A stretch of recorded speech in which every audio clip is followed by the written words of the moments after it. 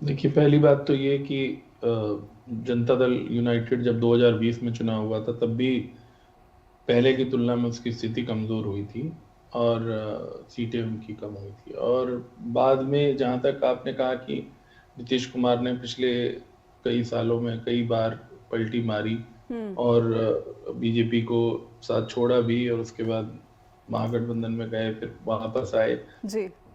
उससे तो कोई उनकी सेहत का संबंध नहीं है कि उन्होंने जो लास्ट पलटी मारी उसके बाद से कोई उनको कोई फर्क पड़ा होगा। लेकिन तो सेहत का तो मुद्दा, जैसे अभी हमारे पटना से साथी बता रहे थे, वो किसी के साथ भी हो सकता है। और तरह तरह के बीमारियां हैं दुनिया में, तरह तरह की मानसिक अवस्थाएं हैं हम्म। जिनमें समस्या हो सकती है।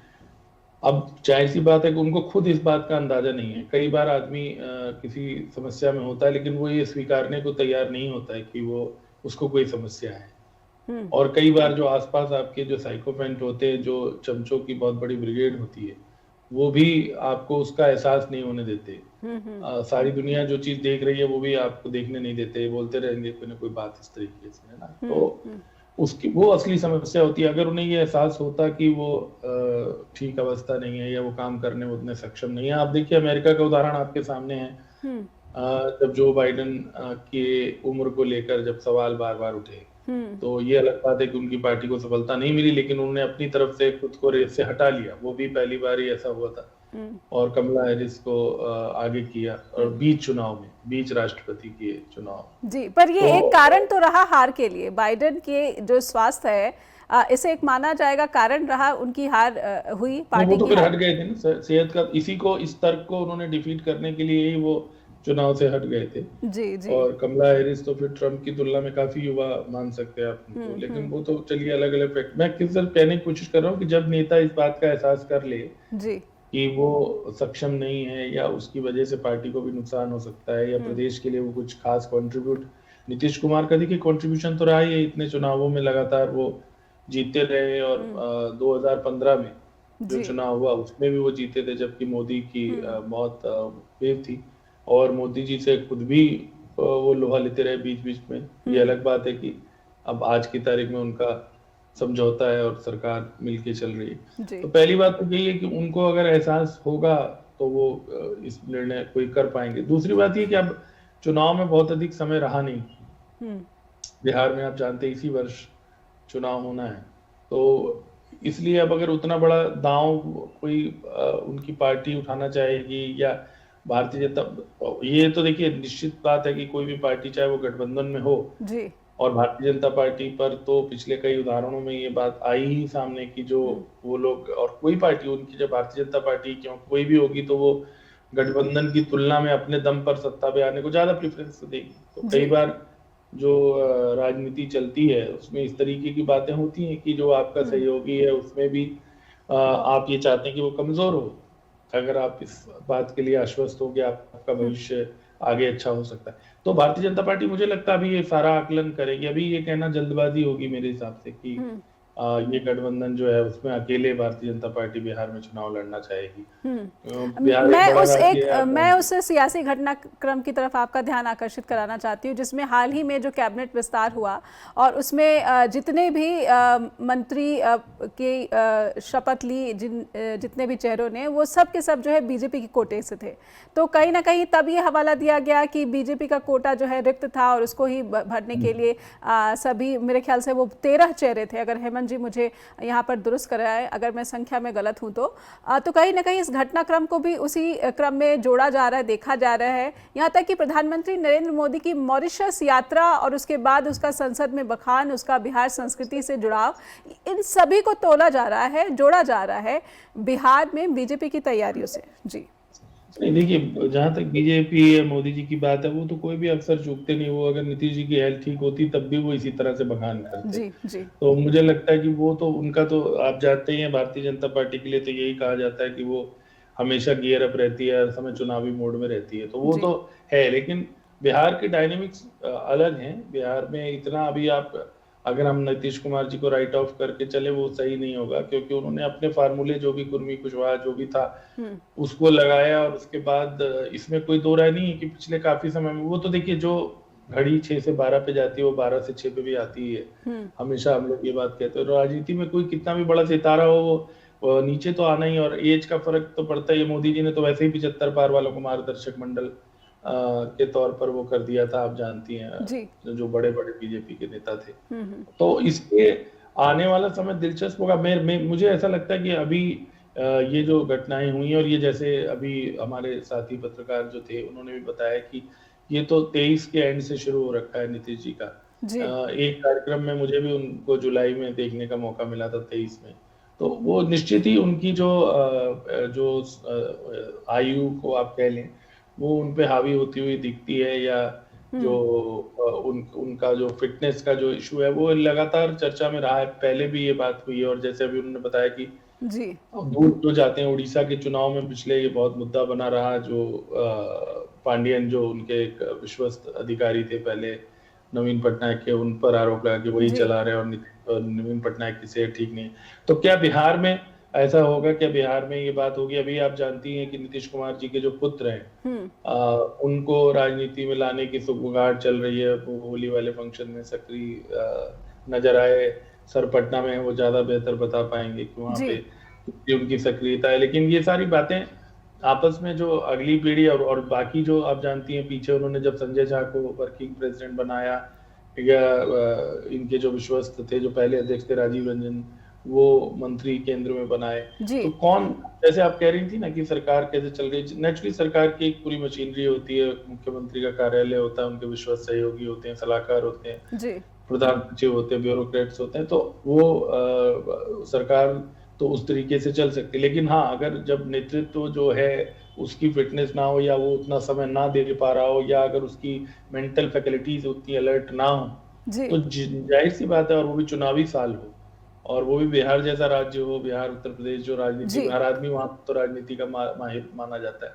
तो वहां पर ये स्थिति जनता दल यूनाइटेड के लिए बहुत सारे सवाल खड़े हो रखे हैं, जिनके समाधान उनको देखने पड़ेंगे। गुरमीत सर, ऐसे में जो एक नॉन बीजेपी वोटर्स है, जो बीजेपी पर भरोसा नहीं करता, खास करके बिहार की पॉलिटिक्स में इसका काफी प्रभाव हमने देखा है, इसको आप कैसे देख रहे हैं? क्या इसका फायदा विपक्ष को मिल सकता है, आरजेडी को मिल सकता है, कांग्रेस को मिल सकता है, या फिर महागठबंधन से जुड़े जो वामपंथी दल है उनको मिल सकता है? जी, निश्चित ही जो मतदाता नीतीश कुमार जी ने हमेशा धर्मनिरपेक्षता की जो उनकी एक छवि रही, या मुस्लिम मतदाता उनके साथ रहे, वो मतदाता अगर कल को ये दिखाई देता है, जैसे कि वो बता रहे हैं अभी कि Janata Dal United almost BJP के सामने सरेंडर कर चुकी है, क्या उनका अपना कोई एक अलग बार्गेनिंग पावर नहीं रही है गठबंधन में, तो निश्चित ही वो लोग जो है वो नया रास्ता तलाशेंगे। और वो नया रास्ता अगर तलाशेंगे तो जो पहले से ही आप जानते ही हैं एमवाई समीकरण जो चलता रहा, उसमें आरजेडी उसका फायदा उठाने की, क्योंकि महागठबंधन में जो बड़ा दल है वो तो आरजेडी है इस समय। कांग्रेस ने भी वहां पर पीछे तब्दीलियां की हैं, आप जानती हैं, लेकिन कांग्रेस के लिए अभी भी वो एक बड़ी चुनौती है। तो आरजेडी निश्चित ही इस मौके की, देखिए ये जो अवसर है, पहली बात तो जहां तक भारतीय जनता पार्टी का है, वो तो जाहिर सी बात है कि अपने एलाइज को, मैंने पहले कहा, वो कोई भी पार्टी हो वो ये नहीं चाहेगी, वो यही चाहेगी हम अपने दम पे आ जाएं, जिससे कि उन्हें बार्गेनिंग का शिकार ना होना पड़े। लेकिन इसका तो ज्यादा ये जो इस समय स्थिति पैदा हुई है, वो इन सारी वजहों से ज्यादा नीतीश कुमार जी की अपनी हेल्थ की वजह से पैदा हुई है। क्या समस्या अभी अगर हम एज का देखें तो ये एक संयोग है कि नीतीश जी और प्रधानमंत्री जी की एज बिल्कुल सेम है। मैं चेक कर रहा था 74 के करीब, और वो तो बहुत सक्रिय हैं उस तरह से देखा जाए तो, रात दिन घूमते रहते हैं। और अगर हम वैसे भी राजनीति में देखें तो 74 कोई बहुत बड़ी एज उस तरीके से है नहीं, क्योंकि अगर आप कांग्रेस अध्यक्ष देखेंगी खड़गे साहब, तो वो तो 80 से ऊपर है जी। तो इसका मतलब कोई ना कोई समस्या है जो उतना वो ध्यान उन्होंने नहीं रखा होगा, या कई बार ध्यान रखने के बावजूद वो जो ये जो स्थितियां पैदा हुई हैं, ये ज्यादा उनकी सेहत से जुड़ी हुई, क्योंकि जहां तक राजनीतिक एक्यूमेन की बात है जी, जो आप बात कह रहे हैं कि किस तरह से अपने वोटर को साथ रखना है, क्या करना है, उसमें तो नीतीश जी बहुत पारंगत, बल्कि उन्होंने तो झटका दिया है। जो भारतीय जनता पार्टी के बड़े नेता जिनको राजनीति की पीएचडी कहा जाता है और तमाम उपमाएं दी जाती हैं, जी वो चाणक्य कहा जाता है, उनको भी वो भारी पड़े हैं पिछले समय में। आप जानते हो उन्होंने रातों रात जिस तरह से पाला बदल के उधर चले गए, जी तो आरजेडी के साथ चले गए। तो इसलिए वो चीज नहीं है मुख्य बात। तो उनके राजनीतिक कौशल पर या उस पे उस तरह से सवाल नहीं है। निश्चित ही उन्होंने अपने पत्ते खेले हमेशा इस तरीके से, और इसी वजह से वो लगातार मुख्यमंत्री बने रहे। बीच में एक आध बार उन्होंने जब करा भी, वो किसी को अपनी मर्जी से बनाया और हटाया, तो वो जी लगातार उनको एक समझ रही। लेकिन अब क्योंकि वो नहीं है, तो निश्चित ही चाहे वो विरोधी दल हो या उनका सहयोगी दल हो, दोनों ही की नजर इस बात पे रहेगी कि जो नीतीश कुमार के साथ वोट बैंक जुड़ा रहा या नीतीश कुमार के जो समर्थक है वो जब छितरेंगे उनसे, तो वो उनको अपने पाले में मिलाने की कोशिश की जाए। और आप जानती है कि बहुत सारी चीजें पर्दे के पीछे भी होती हैं। जी जैसे अभी वो इशारा कर रहे थे कि बहुत सारे ऐसे लोग हैं जिनका भारतीय जनता पार्टी से ही आगमन हुआ है, या जो आज लोग की पोजीशंस में हैं। तो बहुत सारे ऐसी चीजें होती है। अभी सबके बीच में नीतीश कुमार का जो भविष्य है, वही इस समय सबसे बड़ा सवालिया निशान है उस पे, जी कि वो इस तरह से कैसे आगे चलेंगे और कब तक चलेंगे, और उनकी पार्टी या उनके जो विश्वस्त सलाहकार हैं उनके, या जो उनके प्रति वफादार हैं, वो किस तरीके से उनको आगे गाइड करेंगे, या वो किस तरफ से आगे ले जाएंगे। तो उस पे बिहार का जो चुनाव इस वर्ष के अंत में होना, उस पर काफी कुछ निर्भर करेगा।